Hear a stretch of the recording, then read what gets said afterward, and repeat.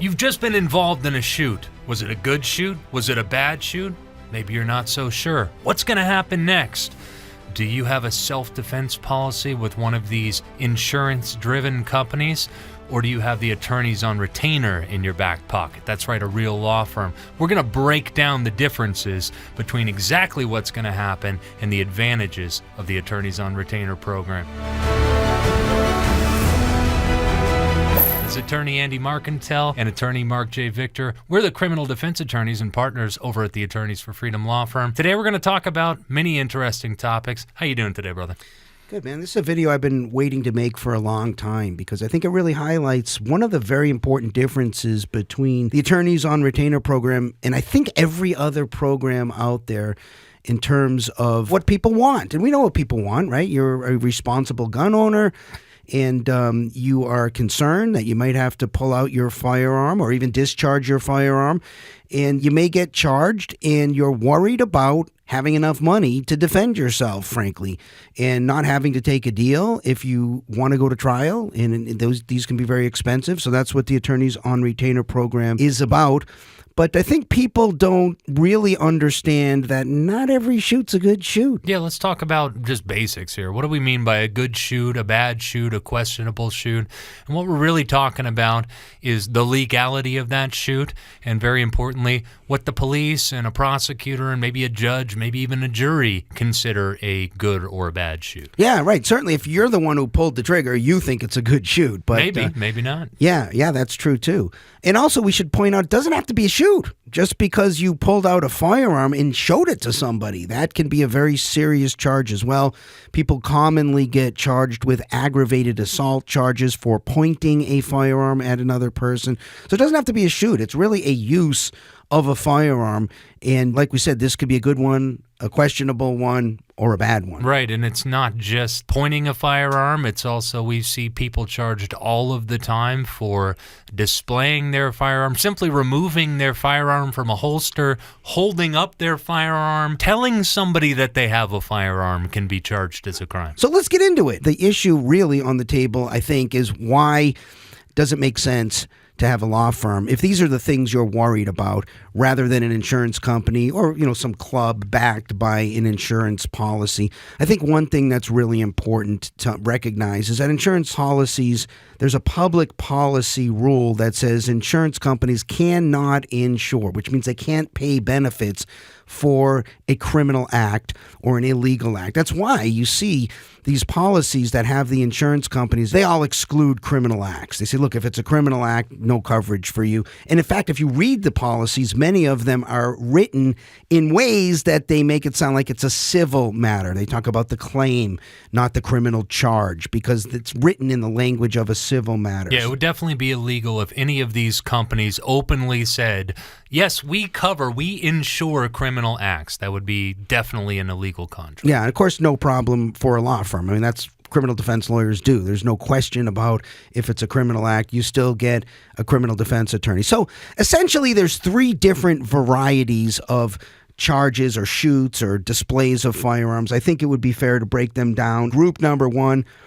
the clearly good shoot or display of a firearm. Group number two, the questionable shoot or display. And third, the bad shoot. And we want to break each one of these down. Let's start with number one. Okay, so what happens if you're in a good shoot? In other words, you act validly in self-defense under the laws of your applicable jurisdiction. You defend yourself either by discharging the firearm or displaying it successfully. It was absolutely legally unimpeachable self-defense. Everybody agrees it's a good shoot. What happens? Yeah, by the way, another way to say this is you acted reasonably, because you see the word reasonable in virtually every self-defense statute. So this kind of a situation where it's clearly a good shoot, you're probably not going to get charged with a crime. And normally, if it does happen, we can get rid of the case pretty quickly. Yeah, here's how it looks from our perspective. A client will call our law firm and say, I was just involved in a shooting. I need to speak to an attorney. I'm worried I may be charged or I may be arrested. They'll come in in. We'll sit down with them. We'll go through the facts with them. And Mark and I have a pretty good feeling after doing many of these cases what a good shoot looks like, right? It has things like imminency, the need to do it immediately, proportionate force. Somebody's actually threatening your life, serious physical injury or death. We know the hallmarks of a good shoot, and most of the time, if those are the facts that we're hearing and we have reason to believe that they're accurate and we don't see anything that contradicts those facts, Mark and I will turn to people and say, you're probably not going to be charged here. And, we'll take precautions. We'll call up the prosecutor, maybe even the detective involved, and we'll talk to the prosecutor making the charging decision. And if they agree with those facts, that it was actual good legal self-defense, they're not going to err on the side of charging them. This first variety that we're talking about, the obviously good shoot that the prosecutor takes a pass on, is definitely the minority of the three types of shoots that occur. We definitely see more in categories 2 and 3 than we do in obviously completely unimpeachable shoots. They're pretty rare. Yeah, I think that's fair, especially in today's world, right, where the prosecutors are so careful to look at any use of a firearm, right? There's so much political pressure going on right now. If you pull your firearm, they're going to look at this thing, and I think they're looking at it and say, is there some way we can bring this case? Right. Yeah, for sure. I think that's a good point. All right, let's talk about type of shoot number 2, the questionable shoot. So this is where maybe there's some question as to whether you acted reasonably, whether you engaged in valid self-defense, whether you didn't fall afoul of some problem in the law, defense of property, or using disproportionate force or something like that. There's all kinds of different little snags you can hit that may or may not be applicable in your self-defense shooting. And this is when it makes the case fall into category number 2, which this is a questionable shoot. What happens after a questionable shoot, Mark? Yeah, and oftentimes what makes it questionable is a discrepancy on the facts, right? Defendant comes in and says... Almost always. Yeah, a client comes in and says, hey, here's what happened, and the prosecutor says, no, that's not exactly the version that I have, and so usually we're fighting about the facts. There might even be a question as to who's the good guy and who's the bad guy. That's right, yeah. Or whether they're both bad guys. That's right, yeah, that's true. And so in this variety of incident, if you're dealing with one of these companies that's backed by an insurance company, let's call the good ones and the bad ones, right? The bad ones would be ones who would say, if you do get charged here, sorry, we don't cover criminal acts, we don't cover illegal acts, right in the contract. And if they wanted to, and I'm not saying they're all going to do this, but if they wanted to, they could say, you bought this policy, but look right here in the exclusions, it says we don't cover criminal acts. You're charged with a crime. We're not going to cover it. Now, as we've pointed out in some of our videos, this has happened before with some of the other companies. Even before a conviction, some of these other companies have completely dropped people from coverage, even while they were protected by the presumption of innocence. That's right. So don't be fooled that there are times when some of these companies that deal with insurance companies are going to say, look, we've decided that this thing is a bad shoot. And of course, they can always rely on the fact that somebody has been charged. They also know very high percentage, 95+% of cases, somebody's going to take a plea. And so probably they're going to be justified in just saying, sorry, no coverage for you because we exclude criminal acts. And so you're out. If you get one of those companies, you're out. Now, as to the other companies, because there are good people who we're competing with in some of these other programs that are trying to do the right thing, and they'll say, look, even though the person is charged, it's a questionable shoot, this person is still presumed innocent, and because of that presumption of innocence, we will give you an attorney to defend yourself. Yeah. Okay, and so no problem with attorneys on retainer, obviously, when it comes to a questionable shoot. We will not drop you. In fact, we're excited now because there's some interesting issues in the case. There's some facts to talk about. Also, we don't subject our clients to any of the numerous exclusions that you can find in all of these contracts. This is a great point because even of the companies who are the good companies and say, look, it's questionable, but there's a presumption of innocence here, we are going to definitely afford coverage. they're going to go down what is usually a very long list of exclusions. And if any of those apply, if you don't run that gauntlet of exclusions and clear them all, they're going to say, no coverage for you. So we've already talked about the criminal acts exclusion.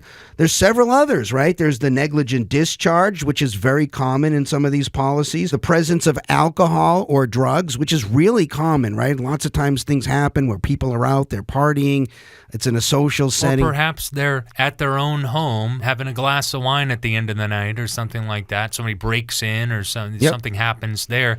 All these other companies that exclude for the presence of drugs or alcohol have the right to say, sorry, you don't get to be covered. You don't get to defend yourself and be covered by us in that type of situation. And I think it's fair to say that's most of them. Look, if you're in one of these policies, take a look at it and take a look at the exclusions, many other exclusions as well. The weapon that you used, is it illegal for any particular reason? Could be like a serial number's wrong, or maybe it's too short or something like that. They say, sorry, we're not going to afford you your right to protect yourself and be covered by this policy. Yeah, you may have modified it in some way. You might think it's right now we have the FRT trigger issue, something like that. If it's illegal in any way, you're out. Some companies say, look, if you didn't use a firearm, we only cover it if there's firearms. Other types of weapons are not covered. Again, none of this is any problem with attorneys on retainer. Also, places.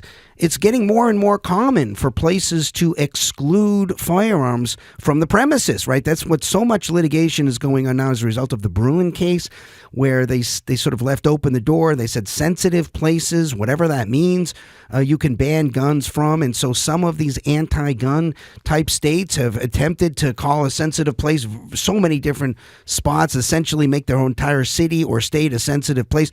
If you're in one of those areas, then sorry, you're in an illegal spot. It's illegal for you to have a firearm. That's an exclusion. No coverage for you if you're in one of those policies. Again, this is another one. Even if this happens at a place where firearms are prohibited, no problem with attorneys on retainer. Yeah, that's a ridiculous exclusion to me. I mean, it's the insurance companies basically saying your right to defend yourself ends when you enter a certain location, which is really a different analysis, right? We have a different crime for that under the criminal code that has nothing to do with self-defense. So it's a ridiculous exclusion. Look, if you're looking for ways to exclude people from coverage, that would be a really fine one to pick. So is this next one, Marc? Next one, too. This one's ridiculous. So a lot of these companies say if the act that you're accused of has to do with domestic violence. So let's talk about that. This is huge. This is massive. I mean, if you on all the cases that involve a familiar person, right, an ex-husband, an ex-wife, ex-boyfriend, girlfriend, family member. Well, I'm glad you phrased it like that, like familiar person, because there are many states, like many of the states that we practice in, have a much more expansive definition of what fits a domestic violence relationship. It can even include things like roommates or former lovers, or maybe that second uncle who you might share a little bit of blood with, blah, blah, blah. These companies that say, sorry, if it's domestic violence, we're not paying for your defense, is a massive, massive net. Yeah, this is a huge swath of cases that they're saying, if you're involved in one of these, even if it's a legitimate act of self-defense, sorry, you're excluded from coverage here. Again, no problem with attorneys on retainer. This is, again, I mean, this stuff to me reeks of companies that are trying to find ways to not afford coverage to people. Absolutely. Next is absence of a CCW permit in a state that would otherwise require one. This kind of goes, in my opinion, into the same type of exclusion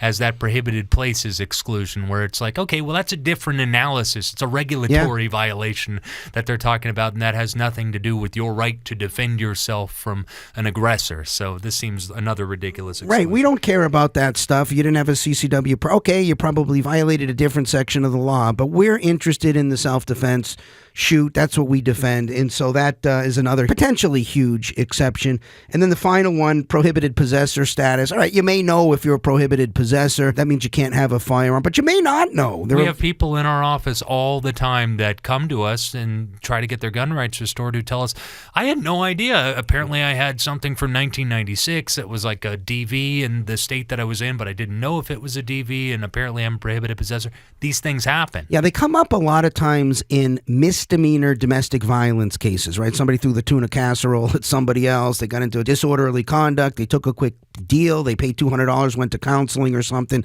Now they became a prohibited possessor under federal law. They didn't even realize that was the case. Another way this comes up is the restraining order.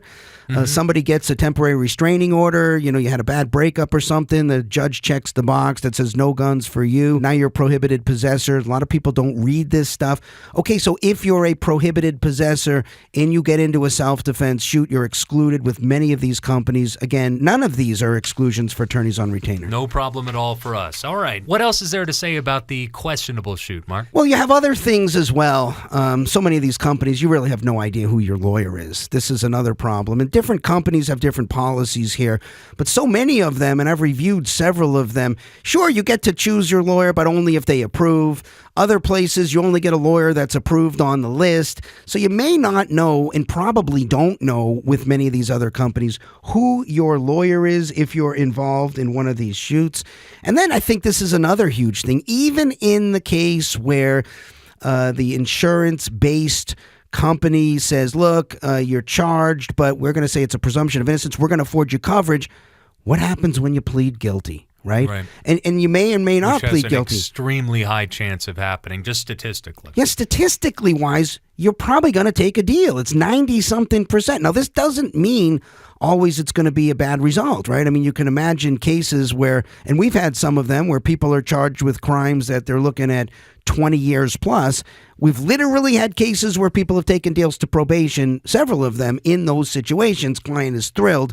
But now you've gone in and pled guilty. And in virtually all of these cases, the policy will say, well, if you plead guilty, now you're out. We definitely can't afford you coverage any longer, which always leaves the question in my mind, who's going to represent you at sentencing? Just to be clear, procedurally how this works for people who don't know about the criminal justice system is when you take a plea of guilty in the felony world, it typically doesn't go right to sentencing. Usually there's a time period that leads up to a sentencing hearing where your attorney's doing a lot of important stuff, preparing the court, preparing your character references, preparing mitigation for the judge to present in order to try to convince the court to give you the most lenient sentencing possible, but you've still technically pled guilty to a criminal act at that point.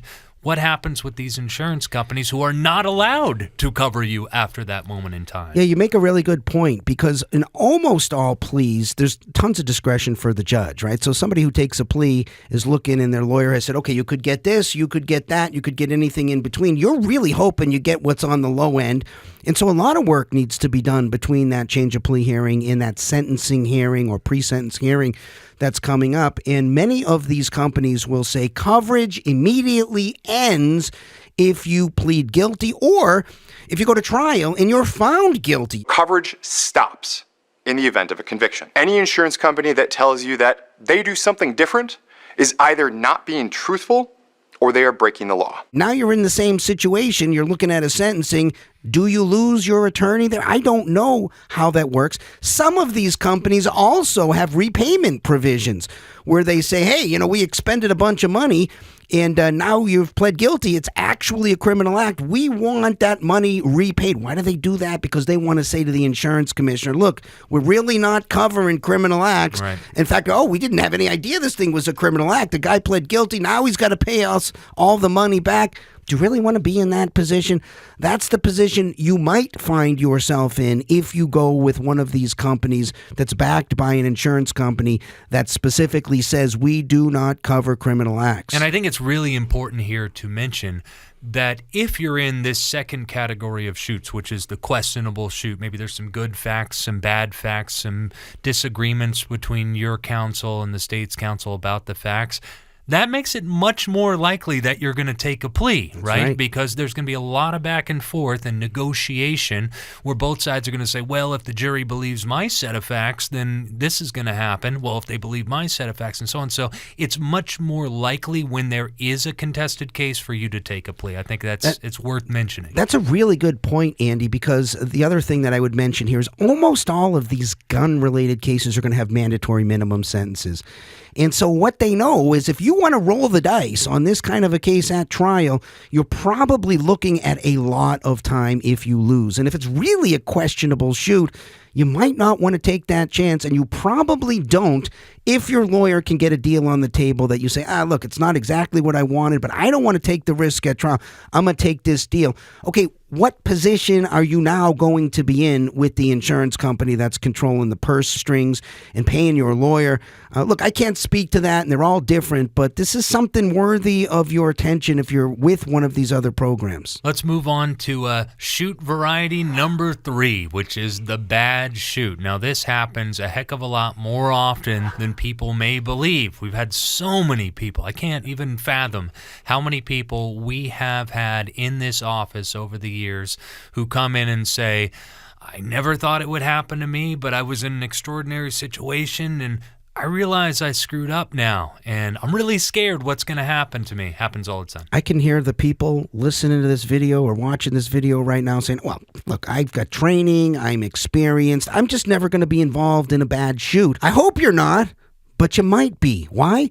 Because you don't get to pick the time and place of the incident, right? Sometimes you're totally prepared and alert and ready to go, and you know how to respond and think clearly in just a few seconds.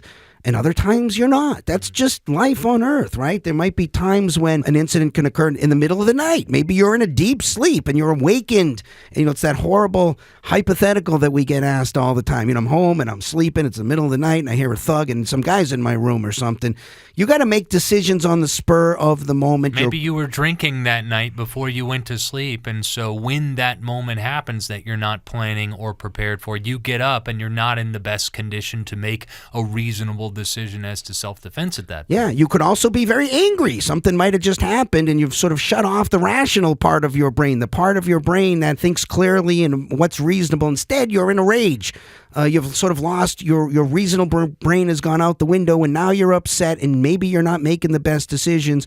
You flipped out. You could simply be mistaken about the facts. You could simply be mistaken about somebody's role and what they're actually doing, what they're not doing, whether this is a break-in or whether this is somebody outside of your house picking up an object that they dropped on your lawn or something. Yeah, I don't know. Look, police officers get a lot of training on this stuff, and they still get involved in bad shoots. It happens. People make bad decisions in the heat of the moment. These are hard situations, and no matter how much you think you've got training and you're reasonable and responsible, you might make a bad decision in the heat of the moment and be involved in a shoot that we all look at and say, you know what, this is a bad shoot. Really, most of the times that a bad shoot occurs with what I would consider to be an otherwise very competent, very wise gun owner, because we certainly represented many, it would blow people's minds to know how many excellent, competent, responsible gun owners we've had to represent on bad shoots.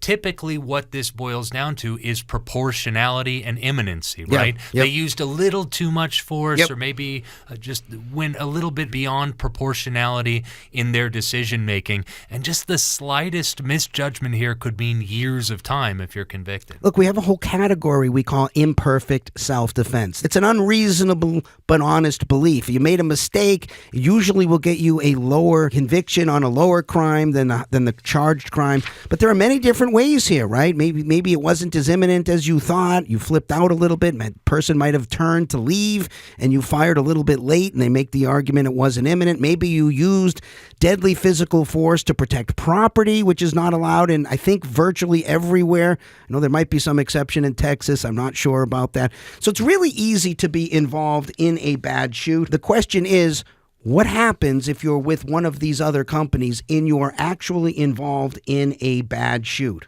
Well, if it's determined that you were in a bad shoot by that insurance company by one way or another, one thing's for sure, they cannot cover the legal fees of a criminal act, and your coverage is done. Yeah. In fact, if you're in one of these policies, if you've got one of these policies backed by an insurance company, you should probably call them up and say, look, I know that, I'm probably going to be involved in a good shoot, but what if I'd make a mistake? What if I'm actually in a bad shoot and you guys look at it and say, yeah, we conclude it's a bad shoot. Can you still represent me? This is an interesting challenge to put to all of those insurance companies. Yes, if you are on one of these policies or maybe you're shopping around comparing them, it's kind of an interesting interesting challenge for the viewers, Mark. Call their customer service and ask them, are you guys able, if I make a misjudgment, to still cover me in the odds of a bad shoot? If they say yes, they're breaking the law. That's an illegal contract. Yeah, I think if you tell them in advance, look, we're going to record the answer and I'm going to post it on the internet. Just let me know if it's actually a bad shoot. Will the insurance company still come up with the money to pay? If we all agree it's a bad shoot, I think the honest answer for them is no, because they're an insurance company. So what are you left with? You are left hanging. When you most need help, after you've been involved in something like this. Now you got the full force of the government coming at you. You got a massive charge, usually involving years and years and years of prison. This is when you need help the most. And this is exactly why you get one of these companies, is to be protected when you're in a vulnerable position like this. This right here is where the rubber hits the road on the difference between an insurance-backed program and a law firm, right? Because with a law firm, there is no problem with our law firm representing you if you actually committed a crime. That's what we do. We represent people who actually did commit the crime. And we still, I think the job is still, they got to still prove the case, right? We believe, like the founding fathers believed, that better that 10 guilty go free than one innocent get convicted. We're real defense attorneys at our firm. And even if you're actually guilty of the crime, the government has got to dot the I's and cross the T's and prove every element of the charge beyond a reasonable doubt before they get to put someone in the cage. And if somebody actually guilty goes free on our watch, I don't feel bad about that. We are defending a very important principle in our Constitution. It's a due process matter. It's a criminal law matter. Sorry, if the government doesn't prove the case beyond a reasonable doubt as to every element, they don't get to put someone in a cage. We can say that as a criminal defense law firm. You can't say that as an insurance company. It would definitely be breaking the law to have such a policy. No problem for real criminal defense attorneys, and that's what really sets our law firm apart from these other services. Yeah, I think that's the real reason for legal defense. You want a law firm, not an insurance company. All right. Well, that was a fun discussion, Mark. I hope everybody will do their own research onto all these companies and the difference. We are the only law firm that we're aware of offering a service like this. And it's really about time, frankly, because there are some huge differences between what a real law firm can do for you and what one of these insurance-backed programs can do for you as well. If you want to learn more about the Attorneys on Retainer through the Attorneys for Freedom Law Firm, go check out attorneysforfreedom.com. You can also check out attorneysonretainer.us. Also, leave us a like, subscribe to this video, leave us a comment. It's because of you guys that we were able to make this program so great. It was literally just years of asking you guys in our videos, what would you like to see in these programs? And we've added all the features based on the feedback you guys have given. We really are interested in making the best product on the market. Definitely leave us a comment down below. We'll get back to you. Until next time, my friends, this is attorney Andy Marcantel and attorney Marc J. Victor. Peace. Peace.